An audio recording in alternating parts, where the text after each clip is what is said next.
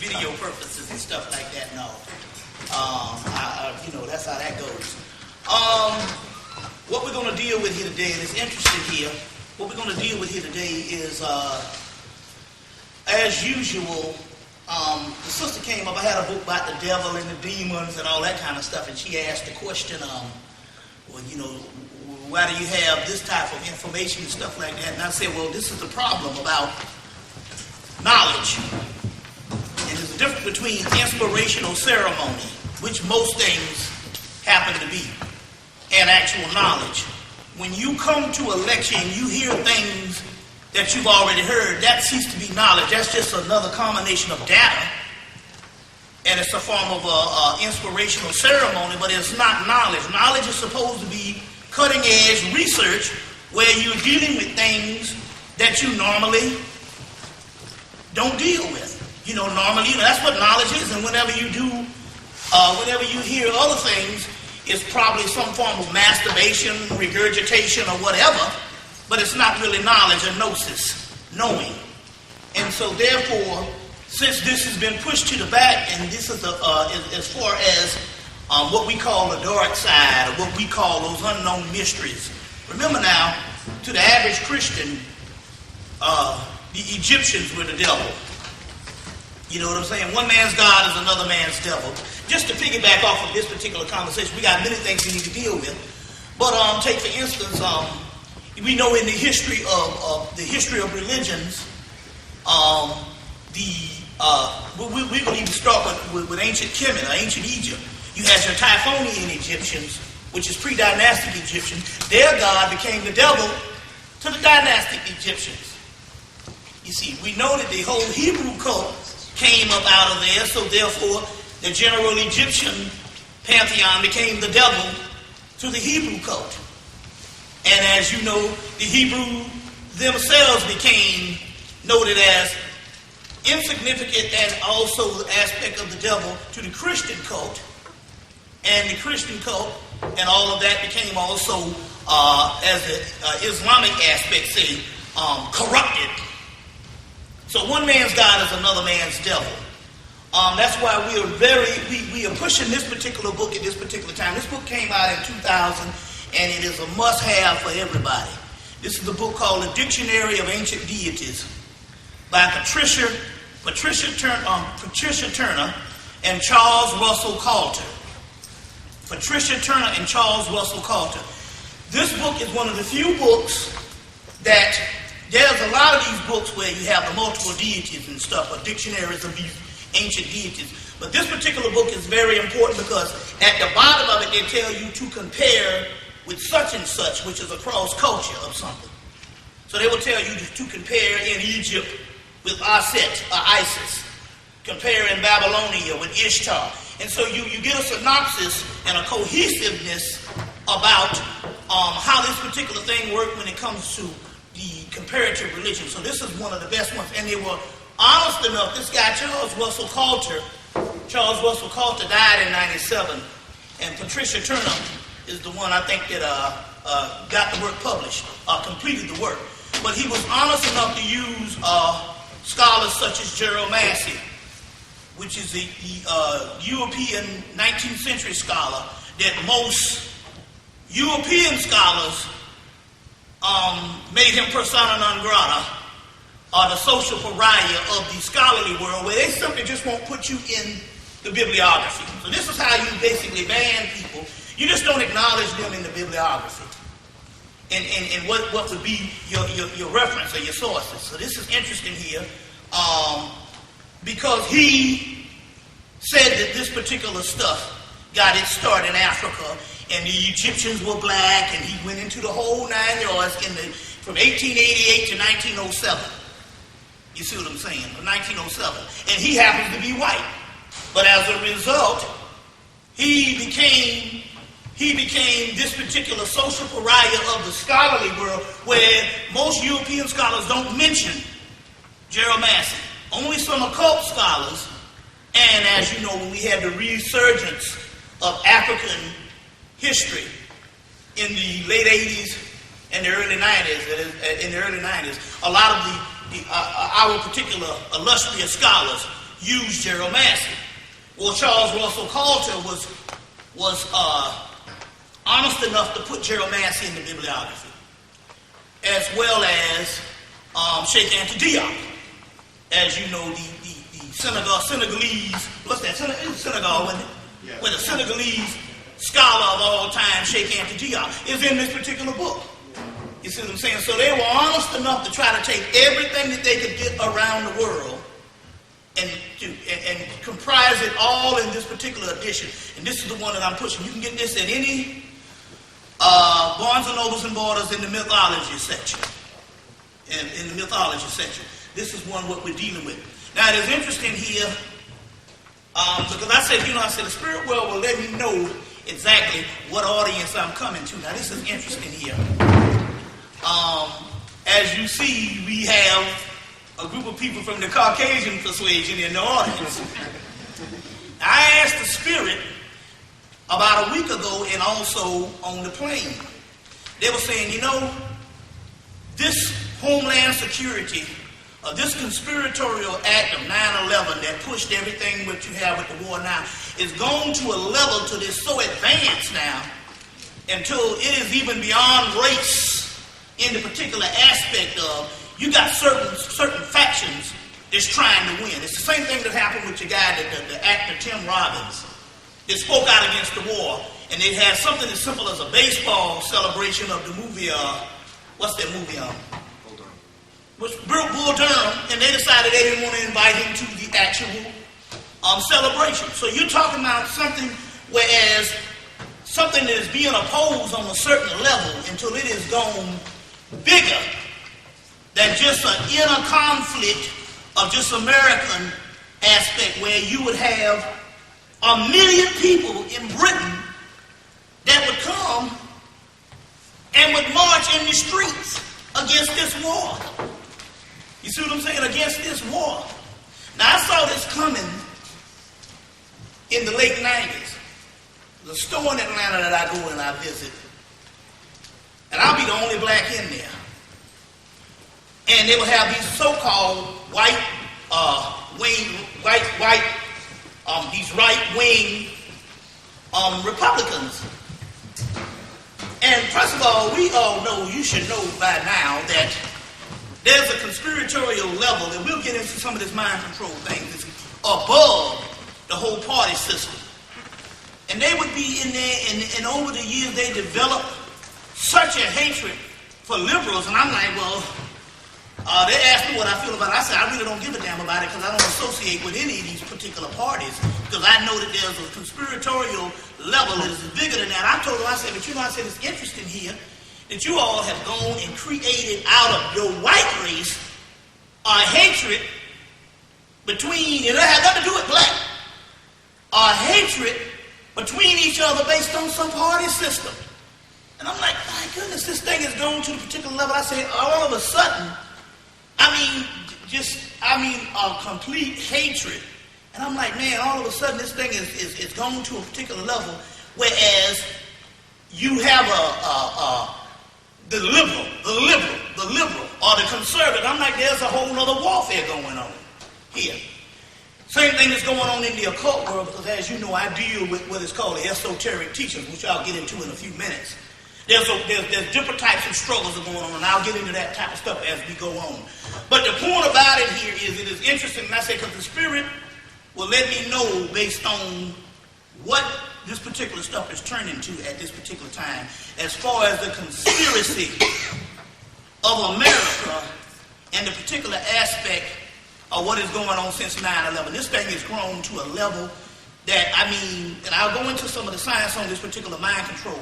But this is what information is. Information is supposed to be something that's cutting edge to the particular point, whereas it becomes knowledge when it becomes strange. Always look to the strange and the ridiculous. And take, for instance, one brother at the Atlanta University, he was in the PhD program. He was saying, man, I'm listening to you and you're talking all this metaphysical and all of this type of stuff, and he's saying, I don't get it. But although he was conscious, he was into the whole social aspect of revolution and everything in the aspect from the Black Panther Party on into different types of African liberation. What's that? African Liberation Freedom Party. He said, but I just can't get this particular stuff you're talking about based on the spirit world and all that. And I say, because you have to deprogram your brain. I say, for a month, all of the stuff that you think is ridiculous, tell yourself that you're going to accept it. And all of the stuff that is rational, mundane, logical, and make common sense, question it. And I say, you will be able to reverse the way the mind works. You see, this left brain analytical aspect of one-sidedness. And so in so many words, this is what we have. This is what we have that's going on at this particular time, where you have to break through that which has been given to you in the multiple or the multimedia and different things like that. So before I go into that, we're going to do what is African tradition. We're going to pour out the libations, and I usually do this with rum since 2001 for the particular energy, but what we're going to do, we're going to do this with, but for all of the niners, I did it with water, so that works, so we'll deal with this in water, and I guess, like I said, the heat will be coming on soon, and we're going to deal with some of this particular information, and the mind control that is going on, as well as what's really behind the war. Or if you don't believe it, you want to believe CBS, NBC, and ABC, you need to just take this particular information and put it down as data. I say this for one reason. If you go to a college course, and you take a college course, it doesn't necessarily mean that you might agree with everything that is going on in that course. But you know that you logging in as data and a form of training or whatever you have to do to get through the course.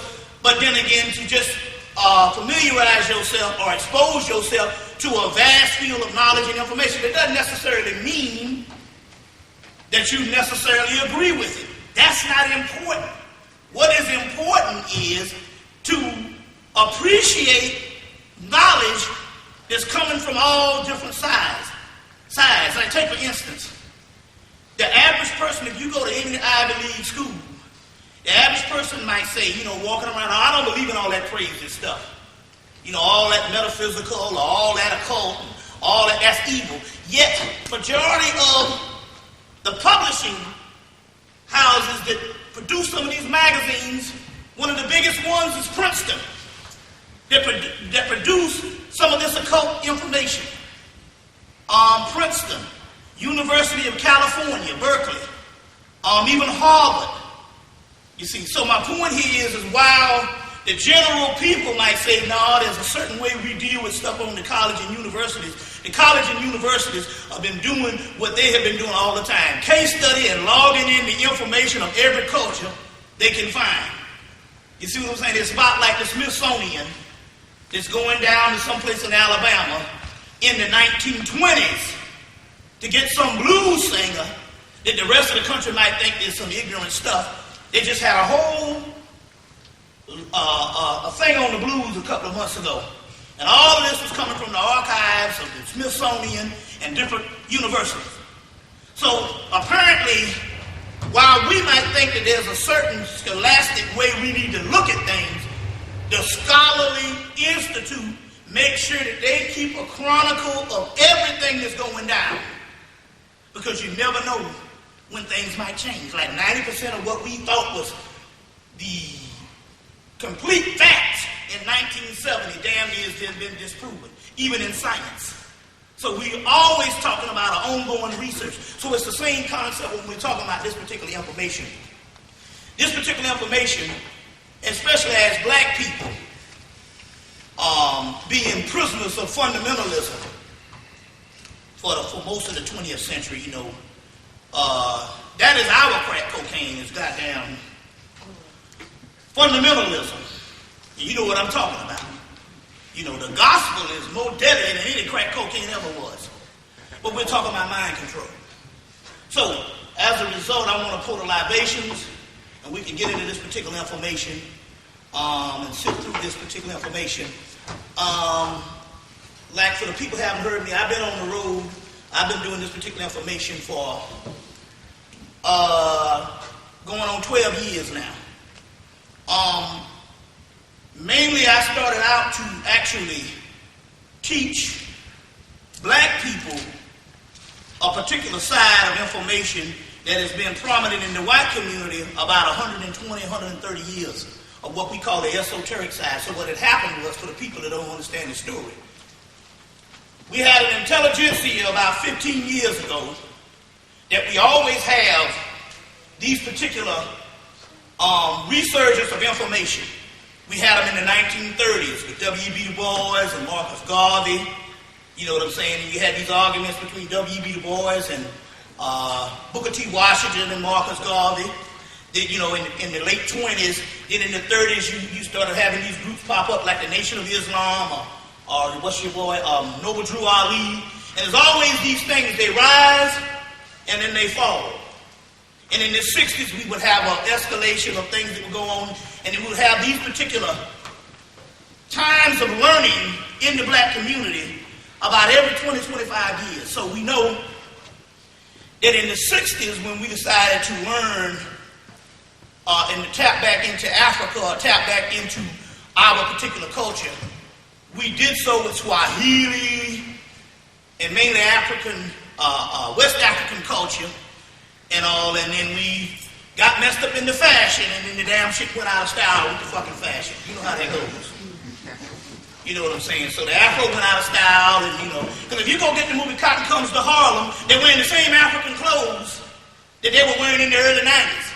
But now all of a sudden, the African clothes are, you know what I'm saying, is almost passé. And that's because you have something that it's a culture mixed with a fad. But either way, there's a resurgence of knowledge. In this particular case, the history went, for those that don't know, there was a resurgence of knowledge that happened in the late 1980s and the early 1990s to the mid-90s. And this particular time, unlike any other time before, we tapped into our classical history. Our classical history. Which in this particular case, Kemet or Egypt was the focus. You see what I'm saying? Egypt was the focus. Now you don't have no college professor that's dumb enough to even argue this foolishness that the Egyptians were black Europeans. You even heard me say this kind of crazy stuff before. You know what I'm saying? You don't even have nobody that's been on the run, that's been put to bed. Only Hollywood would even do some dumb stuff like that. Even to the point when I went to the Luxor Hotel, which is very interesting because I went to the Luxor Hotel in Las Vegas. And they got these 3 big murals to throw you off. That's to get you mad. They look like they from fucking Russia or Iceland, Egyptians. But if you look at the rest of the statues, all over the Luxor, they're all black. Wide nose and everything. But it is these 3 things, and it was so bad until the white people was, we was the only black people checking in that day. So white people was turning around going, you think they could have put a little bit of color on these motherfuckers right here or something? So it got that bad, you know what I'm saying? But the key here is, we tap back into the classical history. Now, in this, with the professors, Asa Hilliard, Dr. Joseph Ben Yakin, and John Henry Clark, and there was about a good 30 of them. And all of the scholarship, they always talked about the mysteries. The Egyptian mystery system, the mysteries. But whenever you would ask them, well, what was the mysteries? No one would actually say what it was, and they would go and say, well, we know that the 7 liberal arts came out of this stuff, you know. And it always equated to a remnant of what we have is left over as education now. But no one would really say what the mysteries was. My job for the last 10 years, or the last 12 years, was to tap in, and it was a spiritual aspect, and to take what we know as the occult world, which what we know as the esoteric world, or what we know as the metaphysical world, or what they also call the New Age, is to re-blacken some of this particular information, or most of it, that came out of the Library of Alexandria. You see what I'm saying? The same time, there was a whole group, I think it was the Princeton put this stuff out. They had a whole conference of Alexandria, all white, had a whole conference of the Alexandria material, and I think they put out 7 books, 7 volumes about this thick. 7 volumes about this thick of the Alexandria stuff, And it was dealing with all this particular information that came out of the Alexandria Library. You see what I'm saying? So, in so many words, one of the keys was this particular stuff that was so-called strange when we started talking about the esoteric world. We couldn't hide from it anymore because the black scholars had all talked about these particular mystery systems. And that's where I came in to even trace most of this stuff back to these ancient mystery systems. And we know that this stuff had to develop on the continent and had to develop it in chemical. The simple fact that the timing, they were there long enough when Manetho said roughly 800 years in the dynastic period and 8,000 years in the dynastic period and 3,000 years. No, what was it? No, let me see. It was 3,000 years in the dynastic period and 5,000 years in the pre-dynastic period. Roughly 8,000 years just in the pre-dynastic and dynastic period. So we know that something had to be there long enough to produce this library of knowledge. You understand what I'm saying? And Greece wasn't just this miracle of 2000 BC all of a sudden. People just started coming up being great thinkers. But all of them say that they got their learning from where? The masters. In where? Kemet. So the point about it is we had that particular argument going on. But what was this wide body of information? It was hidden in the occult information, mainly given to them where most people don't want to deal with the 16 universities that the Moors set up in Europe. And all of this particular information. And when you go to the Kabbalistic system with Moses D. Leon, and they go, well, where did this Kabbalah come from? They say, oh, all we know is the first Zohars mysteriously appears in Spain. Well, ain't that a bitch? Or the several of these ancient texts that later on the Golden Dawn Society with McGregor Mathers and then when they later led to the whole Crawley thing. Some of these texts, they say, what happened? Well, these texts just mysteriously showed up in Europe. You see what I'm saying? But they had 16 universities, and after those 16 universities, they preserved these ancient texts. You see, that mysteriously so-called showed up. You see, and which now we know we have the Temple of Komombo, which if I had and this would have been a perfect room for overlay for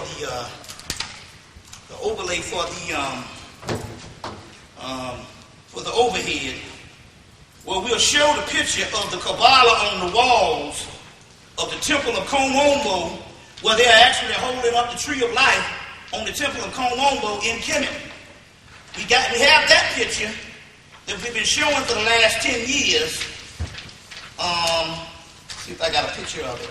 Where the actual Pharaoh is holding up the Kabbalah. And then, I just recently found one in June of this year at the Temple of Dendera, another Pharaoh holding up the so-called Tree of Life. In the Temple of Dendera, in also the Temple of Hathor at Dendera, I'll see if I can find it, but you couldn't see it anyway because it's transparency.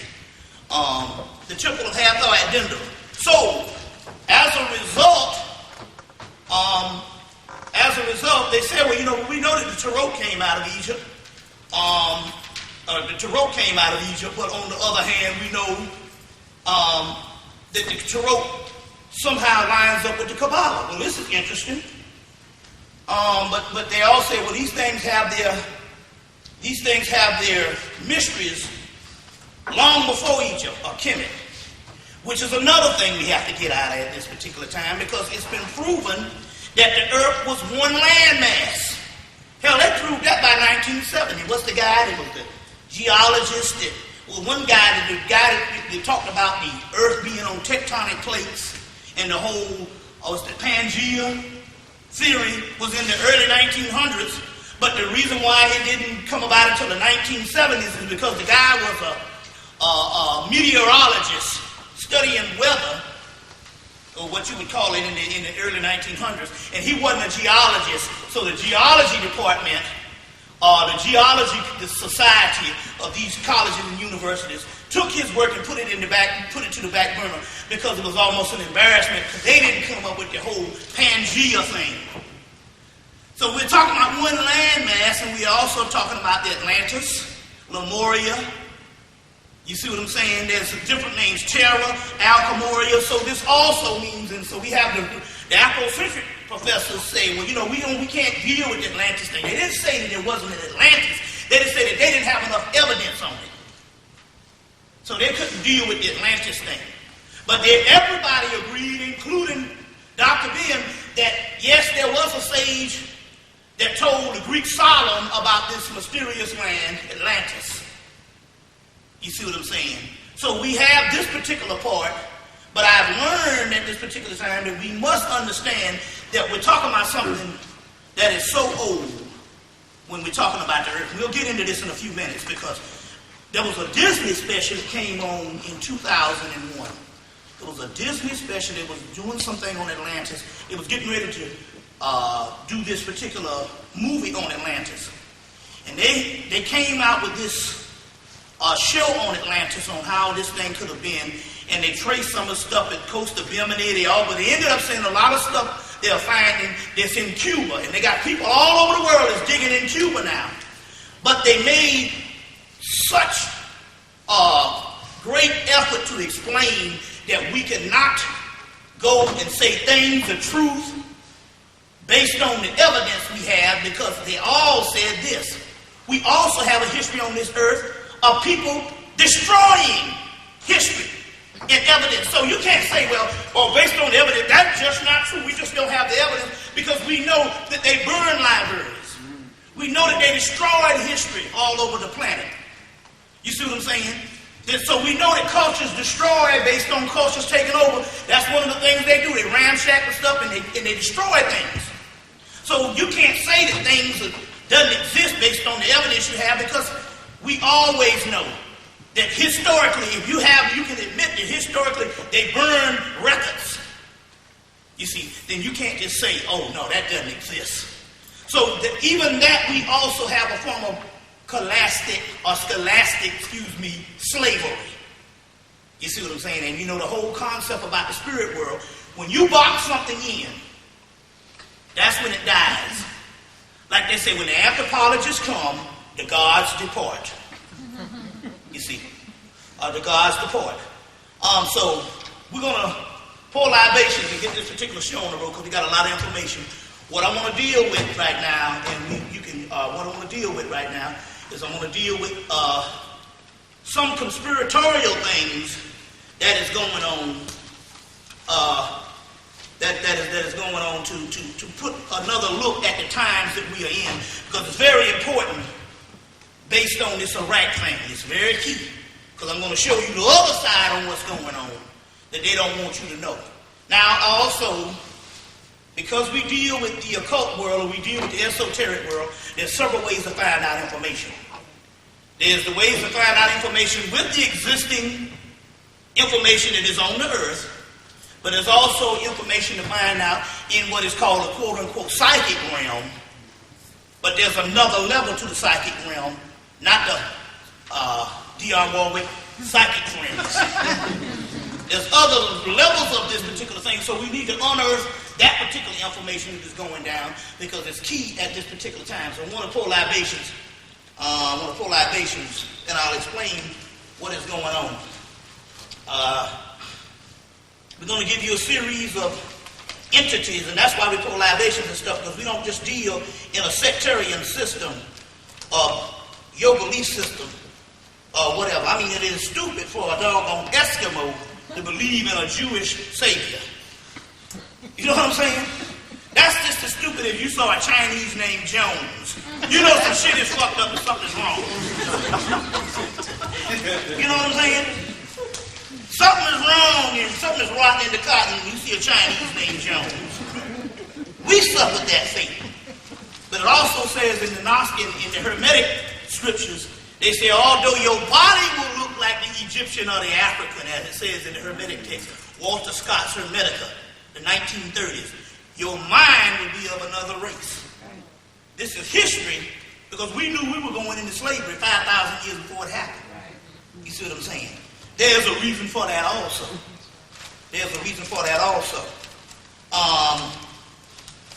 Because we knew about it. I mean, hell, if you've got 5,000 years to prepare for something, seems to me you need to, you got a hell of a head start to do something about it. But it's like Dr. Ben said back in 1991, because there's always this particular question. If we were so great, how in the hell did we fall to this lowly state? This is the number one question on most black people's mind. Well, hell, if we were all this great, how the hell we turn around and we become this particular wretched aspect of existence? And it's simple. If you understand the timeline and how old things are, we didn't fall. We deteriorated. Time ran out. Because you can't accept this 6,000-year history thing based on, some biblical chronology. Hell, we got pottery older than 6,000 years. So we didn't fall based on something was wrong or we were cursed or whatever. Time ran out. We corroded because we had been in power or been at the height of civilization for not no 1 or 2 years, but thousands of years. There's a book out now called the Tutankhamun Prophecies. And the guy is making this reference that civilization rise and fall with certain cycles of the sun. Well, hell, we was able to avoid that on a conservative estimate of 8,000 years. You know what I'm saying? So we didn't fall because even when we look at the real history of the Europeans didn't even take Africa until the late 1800s, if you understand history. Colonization didn't start until the late 1800s. So that whole concept of, although we had slavery for the ship called Jesus, the 1500s, Africa was a huge continent, and they didn't take it until the late 1800s. You see what I'm saying? So we're not talking about this type of thing that we just all of a sudden just went to sleep. It was an old and ancient, decrepit culture, and things fall apart based on the way of the universe. Everything deteriorates. You see what I'm saying? We just was around long enough to see the flip side of this shit. You know what I'm saying? And that's what we're talking about here when you deal with this particular information. Now, let me give the entities theirs. Let me give the entities theirs because that is the African way. Some people say, well, why do you pour libation? Why do the Africans pour libation? Well, it's a metaphysical aspect. These particular entities that you call on are nothing but components on the inside of you. The Jung Foundation called it the archetype of the collective unconsciousness. We call these different frequencies and different energies that's inside of you. So when you pour libation to these gods, other than the worship, you're actually enhancing your own energy, strengthening your own aura. So this is a way to empower yourself. You see what I'm saying? So the roll call with the entities, these entities are nothing but components of your own body. And the ancient knew that to pour the libations and although the ancestral thing, you were actually empowering your own energy in your own magnomagnetic force field. So it was interesting because back in 97, I remember this, I was talking to some guy from Berkeley. And I was explaining to this guy about how the Africans can take an egg, they can take a coconut, they can take a chicken, and they can do some things and they can heal somebody's body. Now, even the guy Basil Davison said, we go up into Africa, and the methodology of these rituals have long since passed. They just, based on tradition, they know what to do. But as far as what is the scientific element, that is long since passed since some priesthood who used to chronicle these things, because we did right, has long since passed away, but based on the culture, they still continue the tradition of doing these particular aspects, like they said in the movie Serpent in the Rainbow, when the guy said, I don't know. He said, but that cat down there could give any Harvard scientist a run for his money, the guy that was putting this thing together, whatever this thing was doing based on voodoo. So the methodology that was the actual scientific aspect of it had long since passed, But we have these particular rituals. A person go get a chicken. They go get this. They go get an egg. They go get all this stuff. And they go get some cornmeal. And they are able to heal people. And I'm talking about major surgery, because the surgery that we talk about when you cut somebody open is the last resort. So the guy from Berkeley was like, oh no, motherfucker, you got to tell me how you going to, no, he said, I got you now. You're going to have to tell me how a person can heal someone and heal someone based on taking these things of nature. And the reason why I was telling this is because that's what happened to me. A ritual came down a yoga ritual came down from Indiana. I had to use for a niece that was born with a half a heart on Friday. She was born with a half a heart on Friday. This is in the fall of '91. I did the ritual that Friday night, and that Monday when they took her to Philadelphia to this specialist that does these particular operations on children born with deformed hearts, she had a whole heart. You see what I'm saying? All for this particular ritual. But what happened was that the doctors thinking research, and they convinced my brother and my sister-in-law that they just want to go in because there's some scar tissue. And they just wanted to go in. We know that the x-ray is seeing a whole heart. We just want to go in and just look around or whatever, because some scar, convince them and all that stuff, because everybody is still thinking that the damn doctors is God, and mainly they don't know shit. Their stuff is a case study in progress. You see, so they went in, and as soon as they took the scalpel and cut the heart, just cut the skin open, the ancestors took it. They was like, damn, we didn't even get in the body yet. I said, well, they were mad. They granted this particular energy, this particular healing energy or whatever, and because my brother and my sister-in-law was too stupid to get the hell on back to Atlanta, and let these fools come in there, because they're thinking research. You see, they took it. Now, a year earlier, I got the same ritual. Now, how I got the ritual is I had a brother who had a rare disease on his adrenaline gland. So my mother called and she said, it's so rare. It's so rare. She said to him, they don't even know how. It's about like these two twins they just separated. They don't know how the operation's going to go. I said, well, that's pretty serious. Let me go and get some juice. So when they sit down the ritual, it was the same ritual I would do a year later to give the whole heart. I did it for my brother. And it worked so damn good until both of the doctors who operated on him and my brother was both in the New England Journal of Medicine. Fall of 1991. So the spring of 1991. A couple of months later, I had to do this particular information. So the guy from Berkeley was saying, no, man, you're going to have to explain to me how you're going to take a chicken, some eggs, some ifun, which is they take the eggshells and crush them up and make this powder, some cornmeal and a coconut to heal it. I said, look, it's simple. Whatever it was, they were scientific enough to know that there's laws. I didn't know. To show you how things were. I said, well, I knew that the actual ritual was lost. But I said, no, motherfucker, I'm going to explain this to you today. So I said, listen, it's simple. There's laws of correspondence. For everything that is in our body and everything that is in the universe, there's a corresponding electromagnetic force field that is equivalent to that which in your body.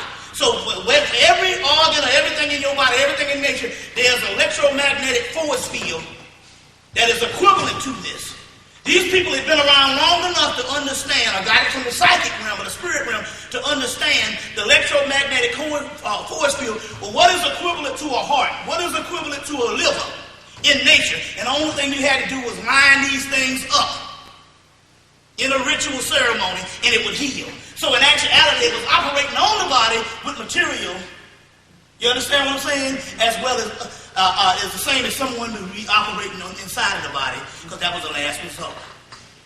Now, we always document things with scholarship. Even your boy, Rudolf Steiner, in his book, Universe, Earth, and Man, he talks about these same things on how they used to take people into the temples, and the temples were like hospitals. And they used to do these rituals and operate on them But cutting open the body was the last resort. That was mostly in emergencies, where they were a race against time. But other than that, they could do this, and they could do this in the book Cosmic Memory, because we always document stuff with scholarship. Cosmic Memory, Rudolf Steiner. Universe, Earth, and Man, Rudolf Steiner. And Spiritual Hierarchies, Rudolf Steiner. And Rudolf Steiner was actually Adolf Hitler's teacher. Was one of the teachers. This was long before the Thule Society and they got into the whole Nazi thing. This was just one of the people who actually wasn't really even involved in the Nazi thing, because when Hitler and them came to power, the first thing they did is marched on Rudolf Steiner's headquarters and burned it down. And Rudolf Steiner died from a broken heart because all of his lifelong research had perished based on what the Nazis did. You can also get that documented in the book Pyramids of Montauk. Preston Nichols and Peter Moon. Pyramids of Montauk. It's in that particular book on the secrets of the Nazis and stuff. But you will also get this particular information because Rudolf Steiner was a part also of the Rosicrucians, as well as other societies, Theosophical Society. Also, he was in contact with them. And so, therefore, the Rosicrucians and a lot of those particular societies in England was the ones that preserved a lot of this information that was coming from these 16 universities from Spain.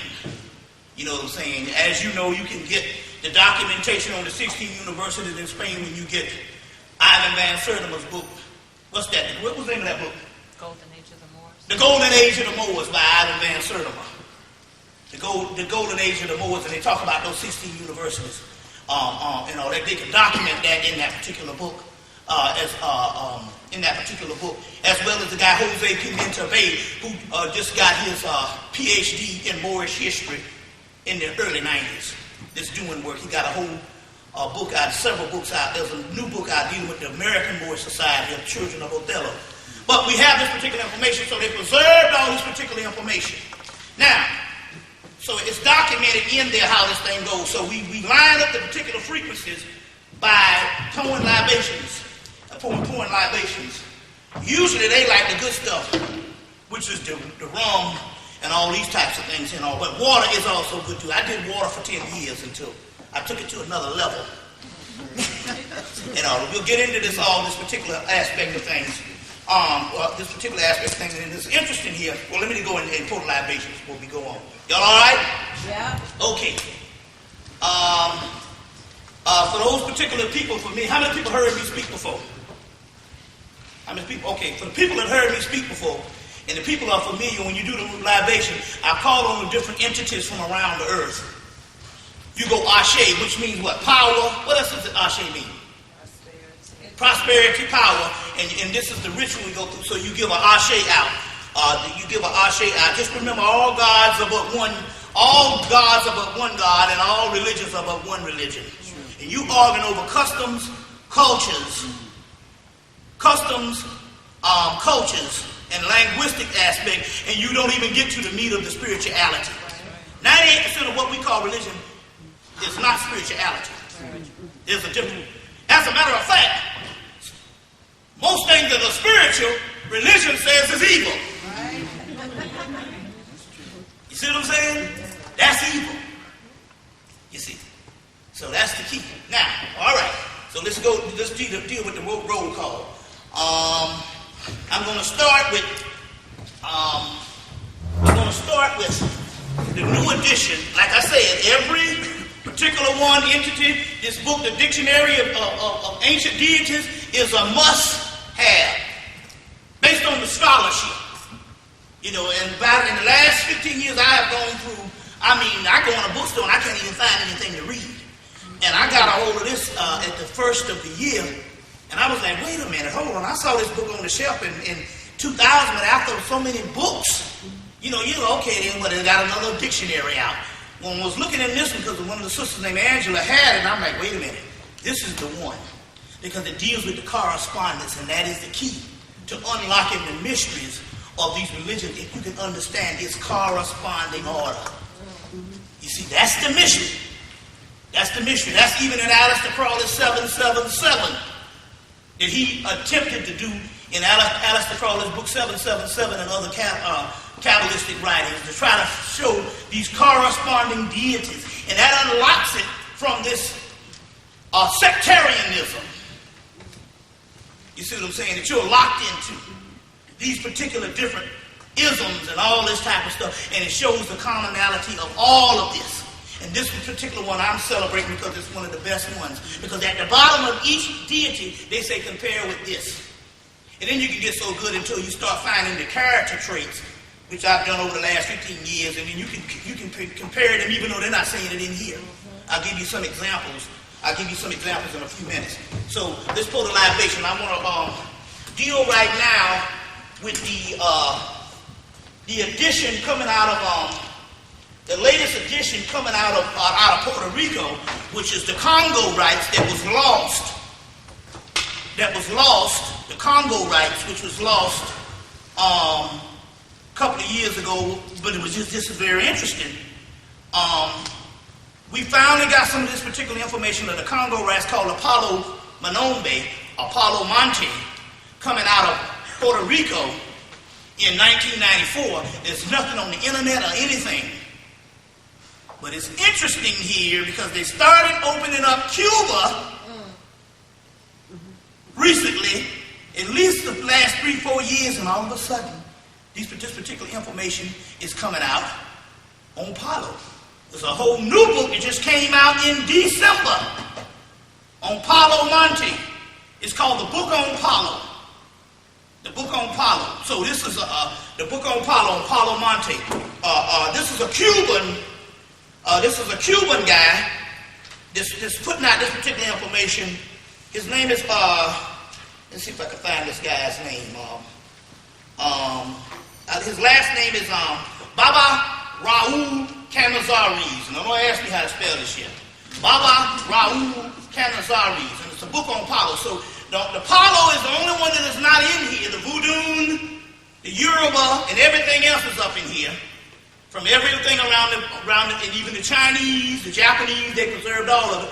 The Palo is not in here because the guy did not have access to it. It didn't start to break through to the United States until 1994. And basically, the book that is out now, the book on Palo, just came in December. And isn't it interesting that National Geographic did a special on it around November on this particular stuff in Brazil, Puerto Rico, and Cuba. But this is the interesting thing. There's another book out, because the group that puts this stuff out is originalpublications.com. You can go to the www.originalpub.com. The name of the thing is Original Publications. They put out, they're the ones that's putting out the actual book. They have one particular book, and this is interesting. It's a book called History Repeats Itself. This is a new book. And they're talking about around the late 1959, 1960, 1961, how there was a whole mania in Cuba on Palo. Palo in the night, Palo in the daytime, Palo in the morning. Put all this stuff together.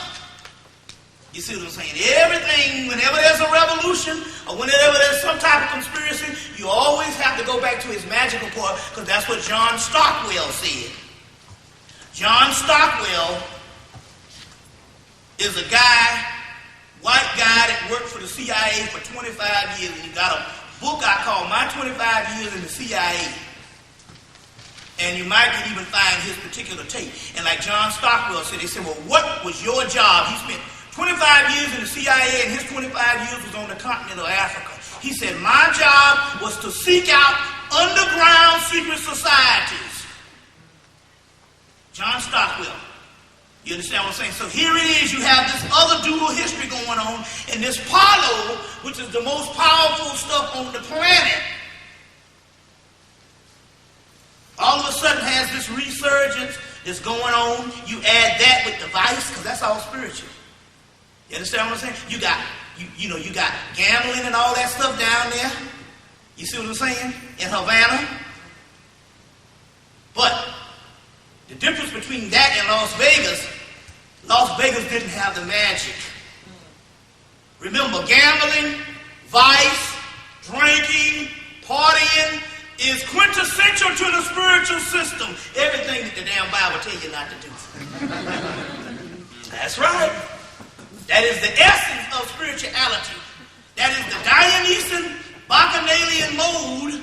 And remember now, Osiris, Horus, Dionysus, and Bacchus is the precursors that went into Jesus Christ. That went into Jesus Christ. Put it together. Here's a book. Y'all all right? Yeah. This is scholarship. Here's a book coming from the Rippington Society on the Inner Secrets of Dionysus. It's called The Three Myths: Gods, Devils, and Beasts, by the Rippington Society. Whole chapter on the whole Dionysian thing, which the whole Bacchanalian realm, but this is dealing with some more inner meanings, something that even out of the classical mythology. So my point here is Cuba had it all. So this is the other side. This is the occult side of how things go down, other than what you're getting on the news about political. You see, so certain things had to be stopped. You see what I'm saying? Because you were talking about a porthole. And now all of a sudden, they just announced in 2001 that this relics and stuff that's coming out of Cuba, that's left over from Atlantis.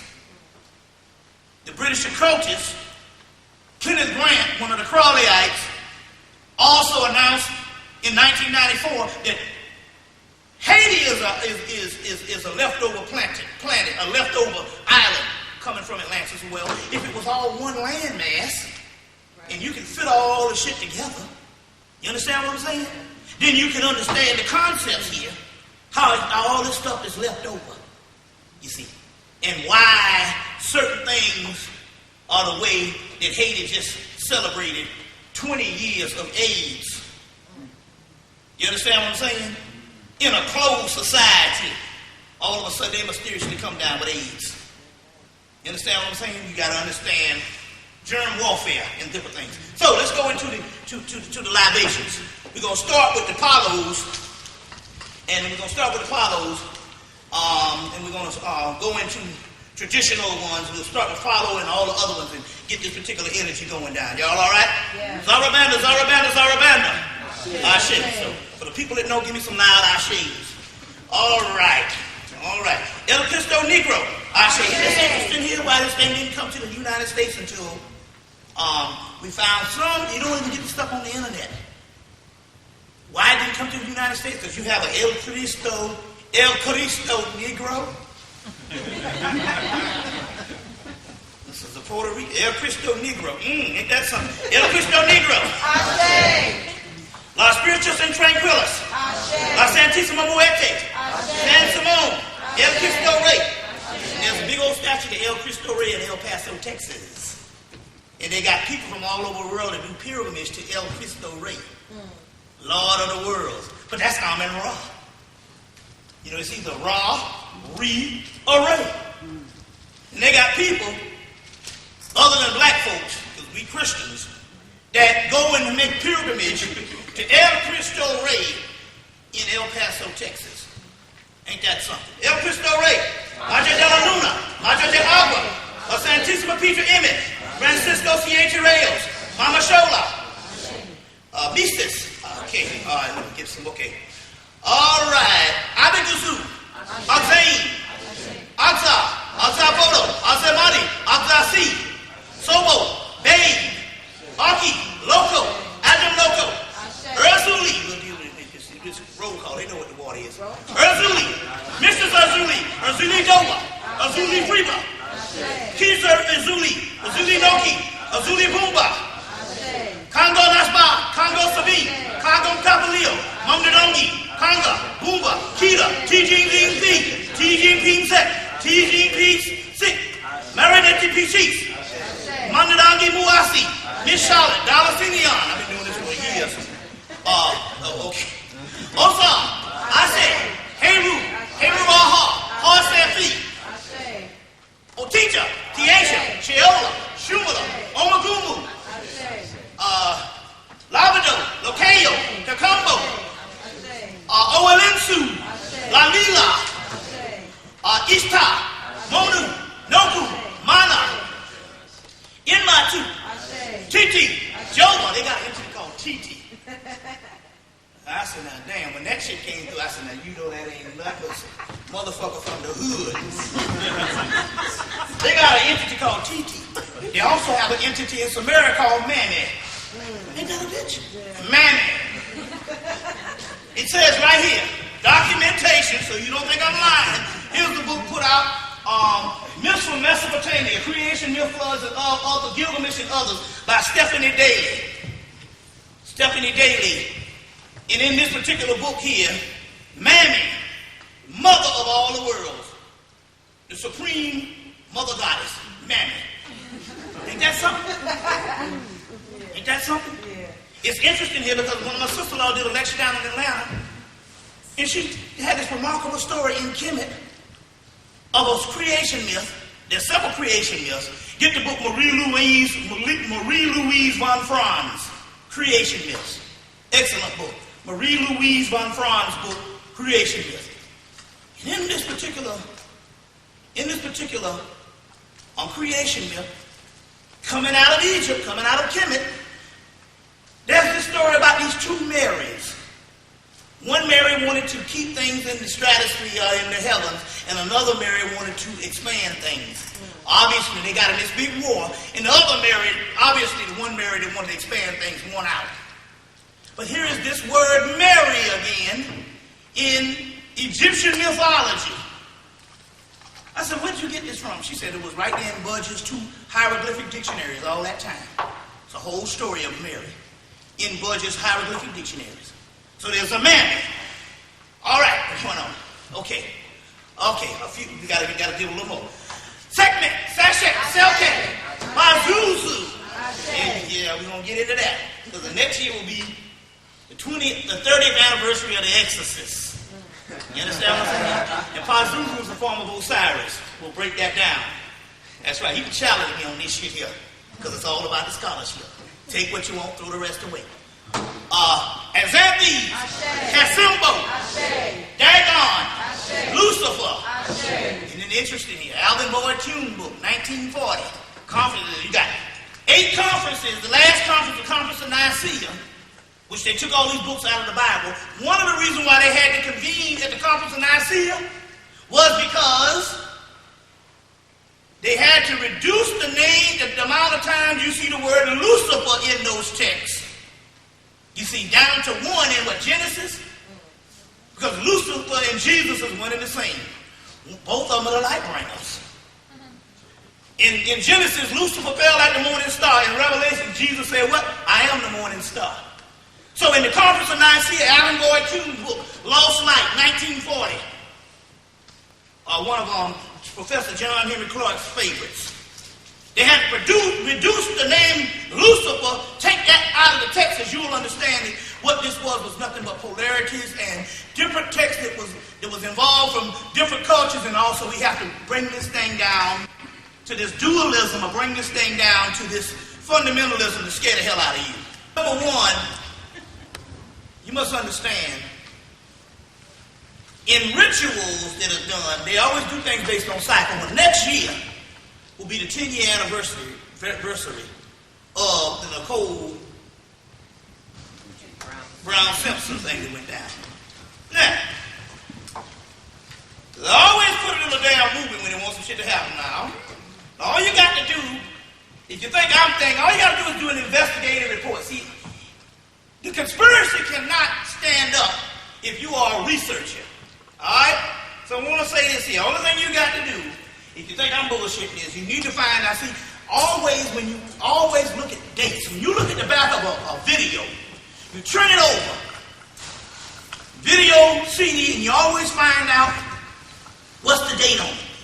Once you find out the year that something is made, they can't fool you anymore. So I always, whenever I get a book, or I get a video, or I get a CD, anything, I always turn around and find out what is the year on. I've been doing that since the 4th grade. Now, that way you can have a chronology and nobody can sneak up and shit you. Now let me explain what's going on here. So the only thing you want to do is you want to go to a newspaper, some periodicals in the library, and you need to find out when the movie The Chase was released with Charlie Sheen. And what's that girl name? Whatever, Charlie Sheen. You need to find out when the movie The Chase was released. Now, these movies are made sometime a year, sometime months before they are released. And this movie was released before Nicole Simpson died. But it's the same L.A. Chase that later on O.J. would be involved in. They got the same news reporters and everything. And in the movie he said,